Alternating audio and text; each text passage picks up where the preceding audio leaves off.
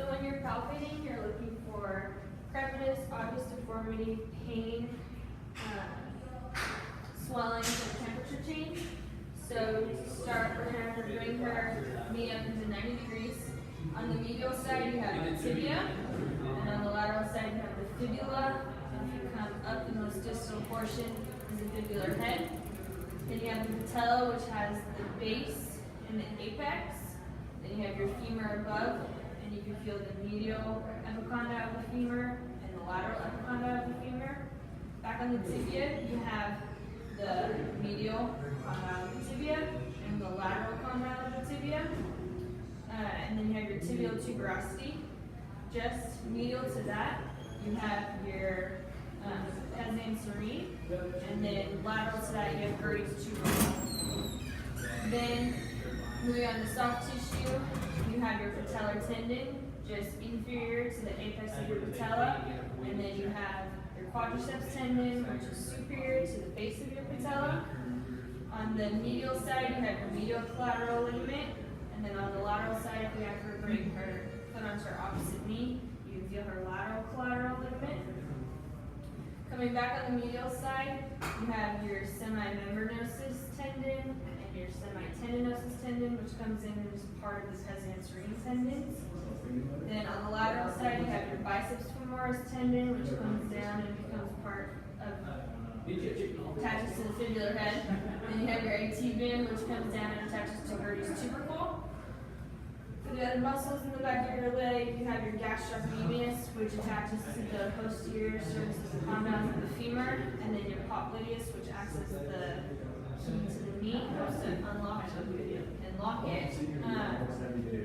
Then just medial to your patella, you have your medial synovial plica. And then we're going to move to special tests. So to start, we're going to test the anterior cruciate ligament, or the ACL. So the first test we're going to do is a Lockman's test. You're going to have one hand supporting their femur, and your other hand is going to be holding the tibia with your thumb over the tibial tuberosity. You're going to have them relax to the best of their ability. And then you're going to try and translate that tibia forward. A positive sign for this is an abnormal endpoint or no endpoint, and this implies a potential ACL sprain. And then we're going to do an anterior drawer test. So you're going to have them bend their knee to about 90 degrees, have their toes pointed forward, and you're just going to kind of sit on their foot. You're going to grasp their tibia with your thumbs at either side of the tibial tuberosity, and then you're going to try and translate that tibia forward. A positive sign for this is increased laxity compared to the other side, and this would imply a potential ACL sprain. The other test you can do for the ACL is the pivot shift test. So you're going to have them relax, support their leg, internally rotate their foot. You're going to apply a valgus force to their knee, bringing them into a flex position, and then when they come out back into extension, what you're looking for is a clump or a shift. This implies a ACL sprain. Then we're going to do Slocum anterior drawer test. So if you have them interiorly rotate their foot, you're going to be testing again the same way as the anterior drawer test with your thumbs up either side of the tibial tuberosity, trying to have that tibia translate anteriorly. When they're internally rotated, you're testing for anterior lateral rotary instability. Then if you have them externally rotate their foot and do the same thing, pulling them anteriorly, you're testing for medial or anterior medial rotary instability. Then we're going to do the PCL or posterior cruciate ligament. You guys can just walk by. So to test the posterior cruciate ligament, you're going to have them again in that knee flexing 90 degrees. You're going to sit on their foot. Their thumbs are going to be on either side of the tibial tuberosity. And then you're going to try and have that tibia translate posteriorly. Yes. By having it positive sign, this is increased laxity compared to the other side, and this could imply a potential posterior cruciate ligament sprain. Then the other test we have with PCL is having them flex both knees to 90, making sure that their heels are aligned. What you're going to do is you're going to look at their tibial tuberosities and see if a positive sign is one tibial tuberosity will be more posterior or sagging more posterior compared to the other, because this is the posterior sag test, and this implies a potential posterior cruciate ligament sprain. The next test is going to be Godfrey's 90-90, so you're going to have them bring their knees and hips both into a 90-degree angle. And again, you're looking at that tibial tuberosity to see if one sag is lower than the other. If one does, it's a positive sign and it implies a posterior cruciate ligament sprain. The last one we have is the dial test. You're going to have them flip over onto their stomach and come this way. So you're going to have them relax the rest of their abilities. You're going to bring their knees up into a 90-degree position and have them externally rotate. If one foot externally rotates 10 degrees or more compared to the other, that's a positive sign for a posterior cruciate ligament sprain. If you bring them down to about 45 degrees and then externally rotate, a positive sign for this is again 10 degrees or more external rotation on one side compared to the other, and this implies a posterior lateral rotary instability. Then you're going to have them turn back over. So now we're going to test the medial collateral ligament and the lateral collateral ligament. So the first test we're going to do is a valgus stress test.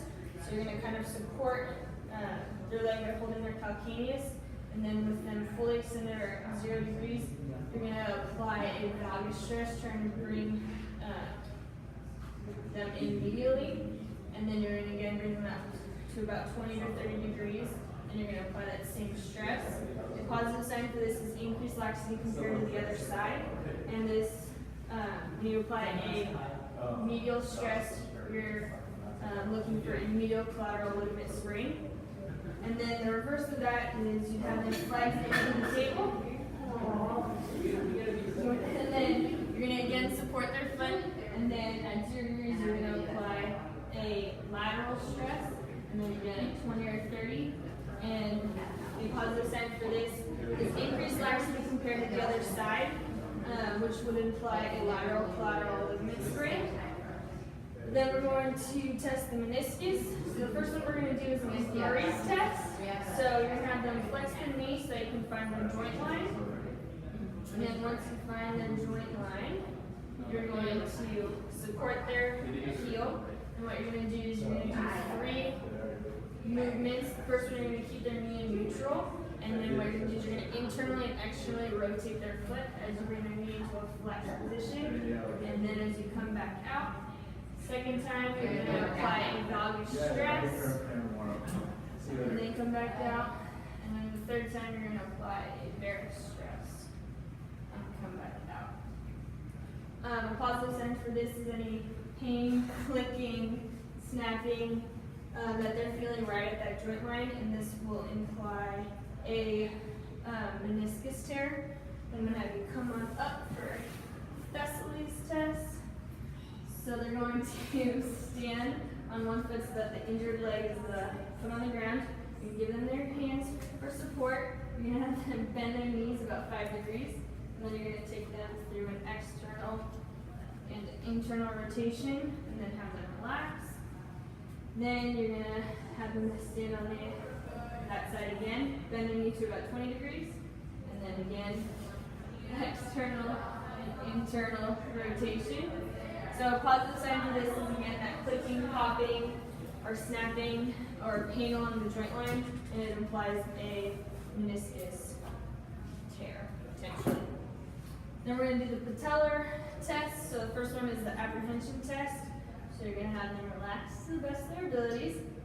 You're going to take your index fingers and your thumbs and kind of create like a circle around their patella.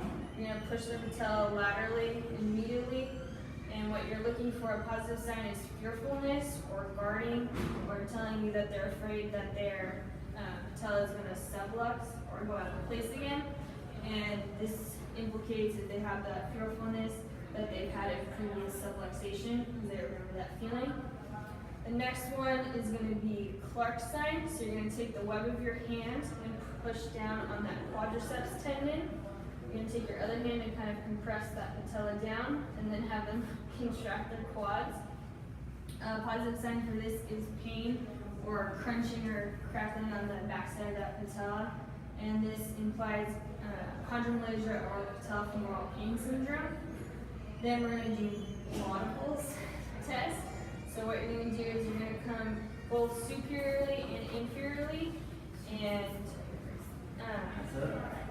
kind of bring the joint together, and then take one finger and push down on the patella. A positive sign for this is that the patella will slowly rise back up, and that implies that there's joint diffusion. After those, we're going to do the Noble's compression test. So what you're going to do is find Gertie's tubercle, and then come just superior to that, and you're going to compress their IT band. Then you're going to take them passively through a flexion and extension of their knee. Positive sign for this is pain where you're compressing, and it implies IT band pain syndrome. Then you're going to have them come up for Renes. Make sure that they're far enough away from the table. You're going to again compress just right above Gertie's tubercle on that IT band, and then you're going to have them do a small squat. Again, a positive sign is pain, and that implies IT band syndrome. Then we're going to do Wilson's test. You're going to have them come to the edge of the table. You're going to have them internally rotate and then try and extend their knee up. If they have pain and they're unable to complete full knee extension, you're going to have them externally rotate and then try and complete the movement. If a positive sign for this is that they have that pain and then it's relieved when they go into external rotation, and this will imply an osteochondral defect on the medial condyle of the femur. Then we're going to do the stutter test. So you're going to place your hand just medial to the patella, then you're going to have them extend their leg out. A positive sign for this is that the leg stutters or is unable to complete a fluid movement with knee extension, and this will imply medial synovial plica inflammation. So the last one we're going to do is Houston's test. So again, you're going to be just medial to that patella, compressing the medial synovial plica. You're going to take them through a knee flexion and extension. A positive sign for this is pain over that area, and this implies medial synovial plica inflammation. And then, after that, we're going to move on to manual muscle test. So I'm going to have her slide to the edge of the table. So when you're doing manual muscle test, you grade them on a scale of 0 to 5. 5 being they're able to complete the movement with full resistance against gravity. 4, they're able to do it with mild resistance against gravity. 3, they're able to complete the movement against gravity with no resistance. 2, they're able to complete the movement with gravity. 1, you get a contraction but no movement, and 0, there's no contraction. So in order to test her quads, you're going to support a leg just above the knee, and then to do a concentric motion, you're going to resist at the ankle and have her try and extend her knee up. Isometric, she would be up in this position, again supporting above the knee, and have her resist until you push it down. Then to test the gastrocnemius, we're going to have her be in an extended position. Then what you're going to do is I'm going to do an isometric. So she's going to have her toes pointing down in the plantar flexion, and I'm going to try and push up, push you up. So that's an isometric medial muscle test for the gastrocnemius. Then we're going to do her hamstrings. So go ahead and flip over. So if you wanted to test all the hamstrings, you would just place her foot in a neutral position, supporting her right above the knee joint. Go ahead and don't let me pull you out of this. And then to test the semimembranosus tendinosus, you're going to internally rotate the foot, and then again supporting the hamstring, don't let me pull you out. Then to test her biceps femoris, she's going to externally rotate.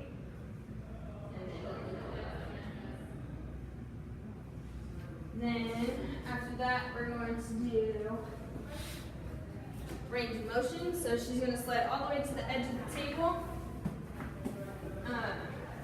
You want to line up your axis with the lateral joint line, so it's a little bit easier to find if you're up in that flex position. Go ahead and send back down. Then you're going to have your stationary arm is going to be lined up with the greater tubercle. Can I find the greater tubercle? Trochanter. I was just kidding. Trochanter. So that's lined up there. Then your movement arm is going to be lined up with your lateral malleolus. So we're going to start with knee flexion. So she's going to bring her heel up towards her butt. And again, line that up with her lateral malleolus. And then go ahead and relax so she doesn't cramp. She was at 126 degrees. Then for knee extension, we're going to line up with the greater trochanter, and then the axis on the lateral joint line. Then she's going to try and extend down as far as she can. And she is at +6. Then we're going to have her turn over to measure Q angle. So I'm going to have her find her anterior superior iliac spine. Let me know where it is. Then your axis of rotation is going to split the patella. And then your movement arm is going to line up with your tibial tuberosity. And you want to make sure that her feet are pointed straight up towards the chin but are in a relaxed position. And for her Q angle, she is